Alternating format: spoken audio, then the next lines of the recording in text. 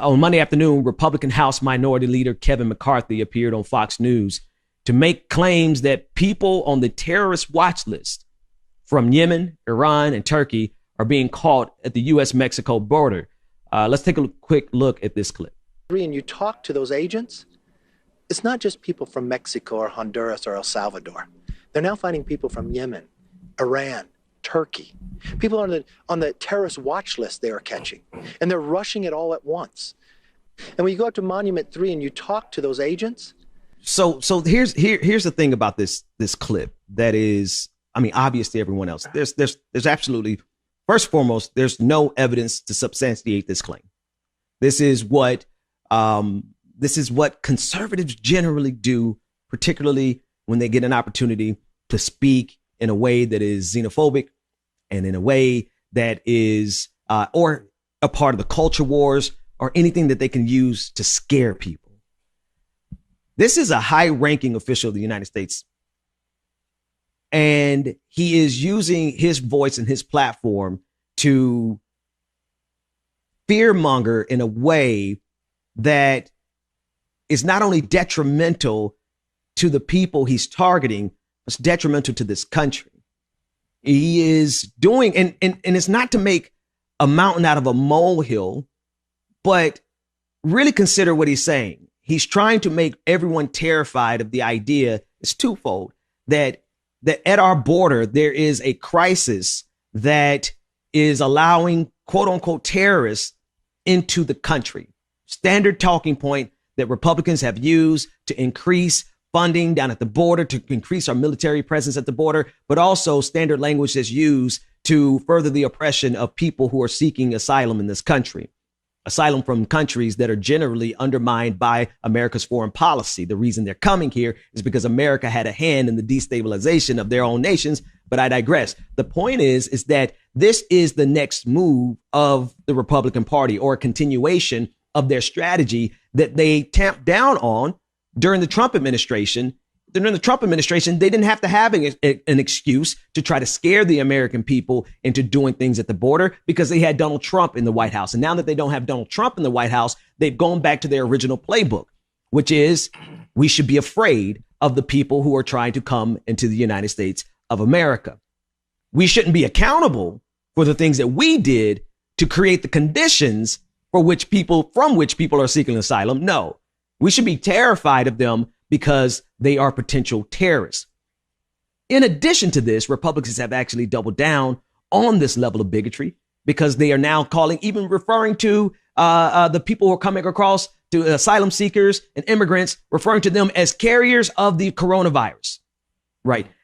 They are drawing an analog. They are drawing a direct comparison, which is 100% rooted in fascistic Nazi propaganda, tying an entire people to a plague, tying an entire people to a virus, comparing them and contrasting them with being the cause of the spread of this virus.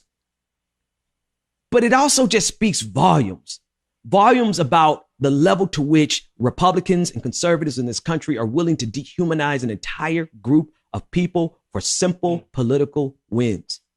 Nothing to be gained here. Nothing to be gained here except for scoring cheap political points.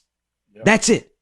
There's absolutely no win here for the House Minority Leader except for getting favor in the eyes of Donald Trump and the conservative movement, who wants us to fear the very people who are seeking asylum from the chaos that we created. That's number one. Number two, to tie in the Yemeni people who are already subjugated to one of the most horrific humanitarian crises in the history of our planet. And that humanitarian crisis is tied directly to the United States because of our partnership with Saudi Arabia. Those are our bombs that are being dropped. Those are our weapons that are being used. That is our validation of the blockades and the famine and the sheer horror that parents have to deal with every single day as they see their emaciated bodies of their children. That is the result of the United States. And Kevin McCarthy has the nerve to throw them in there just for good measure, because it's so easy to vilify people that you don't see every day. It's so easy to vilify a specific group of people that you don't see every day.